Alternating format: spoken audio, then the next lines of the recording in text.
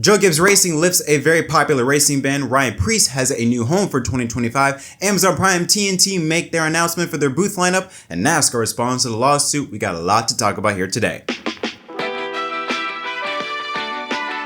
Yo, what's up everyone? My name is Jett. Welcome back to an episode of Inside Lines. Hope you're having a wonderful Tuesday morning. If you haven't already, don't forget to leave a like and subscribe for more content. Comment down below what your thoughts on any of today's topics that we're going to be discussing in this episode. Let's first start off with RFK Racing, the cat's out of the bag. One of the worst kept secrets of silly season this year has been, where will Ryan Preece go to in 2025? A lot of people were speculating that it will be RFK Racing, that he will be joining in 2025 with Kroger as the main sponsor, and today it has been official. Ryan Preece will become RFK Racing's third official full-time entry, driving the number 60 Ford, majorly sponsored by Kroger Racing, and Kroger will also step up their sponsorship game by sponsoring all three RFK cars, with Brad Keselowski and Chris Buescher also behind the wheel as well. Now, like I said, this is nothing new. I mean, this was one of the worst kept secrets in the garage. The question now is two things. Number one, JTG Daugherty Racing. I mean, they've had Kroger for ever. I mean, maybe since the beginning. I can go back as far as like 2009, 2010, when you had Kroger or, Scott, tissue paper. Like, you had some type of partnership with Kroger on the hood of the car, and now that is gone. So how will JTG fill in that gap, since that was basically their really one only major sponsor outside of NOS Energy, which is something that Ricky Stenhouse Jr. Brought to the team? So how will they recover from this major sponsorship loss? As for Ryan Preece, this is huge. This is his one shot, his final big time moment. We even talked about with Ryan Preece ever since, he became a big name in the NASCAR community when he won at Iowa with Joe Gibbs Racing, I think back in 2017, 2018. And there's always been this thing that's been going around, is could Ryan Preece actually do well in top equipment? His time at JTG wasn't really that good, and Ryan Preece at Stewart-Haas Racing had some little moments, like he won a pole at Martinsville, I think 1 or 2 years ago. So there was something that was there, but that was when SHR was on the decline. Now he's going with the team that has shown that they can win. I mean, Chris Buescher won 3 races last year. Brad Keselowski won a race this year, as well as Chris Buescher also won a race at Watkins Glen in the playoffs. So RFK Racing is a team that can win, on the come up, and can contend for championships in the future. So now the question is can Ryan Preece step up to the plate and be a member of not only RFK Racing just as a backmarker, but can be a championship contending driver and team? I personally really like Ryan Preece, and I think he is capable of performing. I think he hasn't had the opportunity to really show out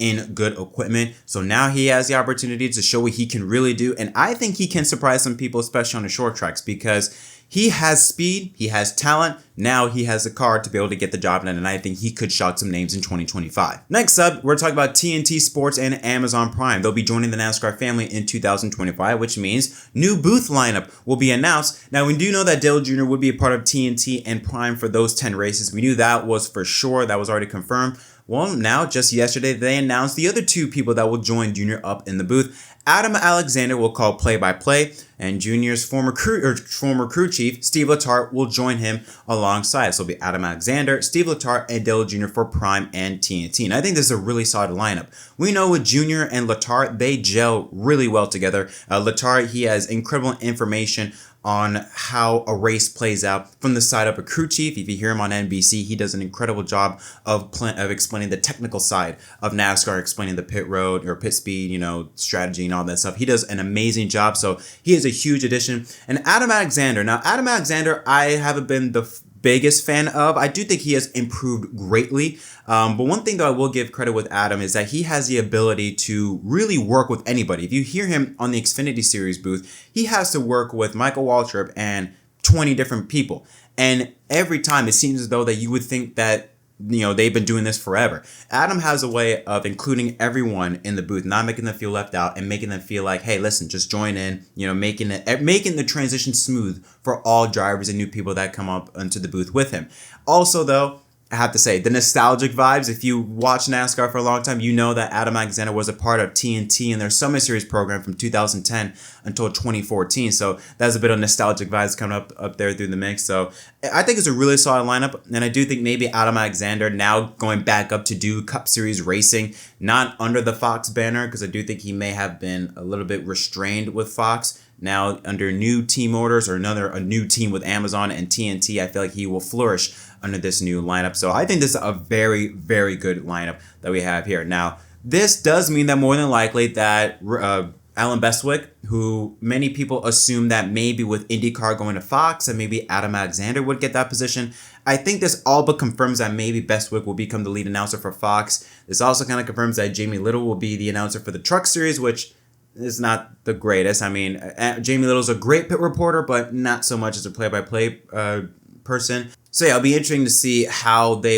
Fox Sports really adjusted their lineup, because apparently they got rid of Shannon Spake. It looks like now they no longer have Adam Alexander. How will they fill in the gap of the loss of talent there? Now the CW, they haven't announced their lineup as of yet. That's another thing that many people are wondering, where if Adam Alexander could also become the lead announcer for the CW for the entire Xfinity Series season. So now who would they go to? With Rick Allen and his ominous announcement, it kind of gives the illusion that maybe 2024 was the last time we hear Rick Allen on the mic. So, but then there's a lot of things that are changing at the moment. But I will say for Prime and TNT so far, big W to get Adam Alexander, Steve Letarte, and Dale Jr. up in the booth. I feel like this is a very, very good lineup.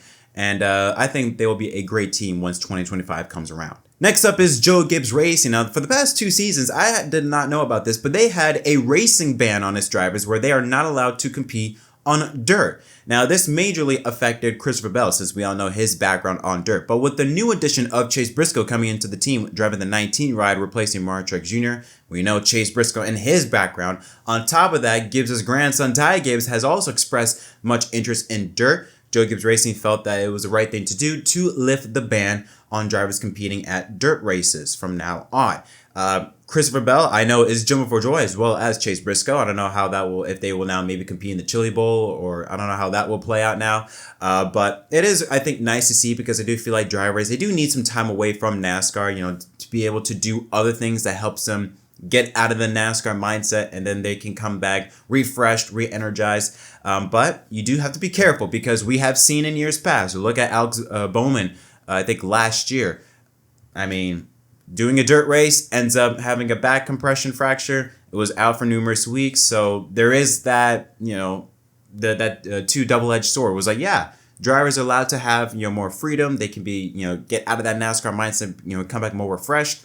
However, you do have to factor in the fact that them racing on dirt increases the factor of them getting hurt in that race car. So hopefully, everything goes out well. But I do think this is a huge plus for Joe Gibbs Racing to have for their drivers. It allows them, like I said, to become more refreshed, more relaxed, have some more fun outside of NASCAR, and come back re-energized and ready to go on Sunday. Because at the end of the day, Joe Gibbs knows that all 4 of his drivers, especially, Denny Hamlin, since he doesn't do dirt, but those 3 drivers will bring it on Sunday. If they can have time to be able to relax a little bit, have some racing for fun on the side, they can come back re-energized for Sunday. So I think this is a great adjustment that Joe Gibbs is doing. And finally, the NASCAR lawsuit, backing it with another update. Now, 2311 and Front Row, if you want to, let's recap a little bit. They were denied the preliminary injunction to be able to continue this lawsuit as charter teams, as the judge said that there wasn't any proof of them showing any irreparable harm or how they were damaged at that time. Now, 2311 and Front Row, they have since filed an appeal and wanted an expedited appeal, basically meaning that, hey, we want this done. We want to get this done before the season begins on February 2nd, 2025. We want to get this settled. NASCAR, on the other hand, does not want that. The reason why 2311 and Front Row want this is not only to get this done before the beginning of the new season, but also because the longer this goes, it could affect the health of their team. If sponsors don't know about, hey, are we charter teams? Are we not? Could this have a role into them? How long do they want to stay with 2311 and Front Row? It could maybe hurt the business transactions with both those teams the longer this lawsuit takes place. But like I said, NASCAR does not want that. This is their response, saying, quote, "There is no urgency to this appeal and certainly no urgency that would justify plaintiff's extraordinary request to require NASCAR to file its opening brief within a mere 12 days, over a period that includes the Thanksgiving holiday, when many counsel for NASCAR are traveling to be with their families." Okay, so yeah, fair point. Thanksgiving is coming up next Thursday, but interesting. You don't want to go through this because you want this to take longer because you don't have the time for it. Interesting, NASCAR, you say that considering you gave all the teams, what, a mere 4, 5, 6 hours to go through a giant charter agreement that basically determines the fate of their race team in a take it or leave it scenario. If you don't sign this, you're not getting your charters. I mean, correct me if I'm wrong, but that didn't seem fair, right? Well, now karma's throwing back at you. You're going to get karma back thrown at you. So the way I look at it is tough shit. Sorry. I mean, you did it to the teams. Why can't the teams do it to you? Fair play, right? All is fair in love and war. And the way I look at it, this is looking at being a war between the teams and NASCAR. So if you can do it to them, they can do it to you. Now, on top of that, NASCAR also argued that it was a baseless claim or baseless argument that the teams would suffer irreparable harm with the loss of sponsor, drivers, and fans if the injunction is not granted, saying, quote, plaintiffs entirely failed to specify when this purported quote-unquote risk might materialize, such that their highly expedited schedule could possibly be warranted, and they nowhere explain why the vague risk of losing sponsors or drivers that might occur in 1 year's time, 2 years' time, or perhaps never demands that briefing be completed in less than 1 month's time with a swift decision from this court to follow. Now, the teams and NASCAR both gave proposed details for appeal. Now, the teams proposed that the appeal brief happen November 22nd, so that'll be this week on Friday, this Friday, and the defense response would take place 2 weeks later on a Wednesday on December 4th. 2 days after that, the plaintiffs reply, so the teams reply,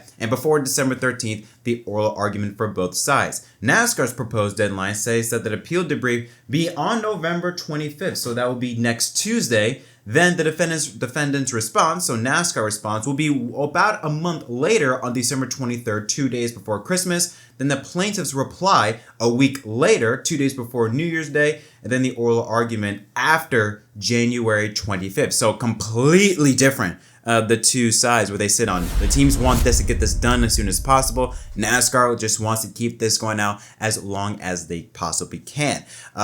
Again, when you look at the team side, for example, I think the reason why the teams want to get this done is because of the fact that, hey, the longer this goes, it could hurt the potential of keeping our returning sponsors or bringing in new sponsors if they don't know if they're going to be on the car every Sunday. Now, NASCAR, they did provide the teams with a new 2025 open charter agreement that basically took out the inclusion of any release of claims provision. Now, the reason why they took that out is because if the teams were to sign the original 2025 open charter or open team agreement, that means they would either have to A, withdraw their lawsuit, just basically, stop with the lawsuit, or not race.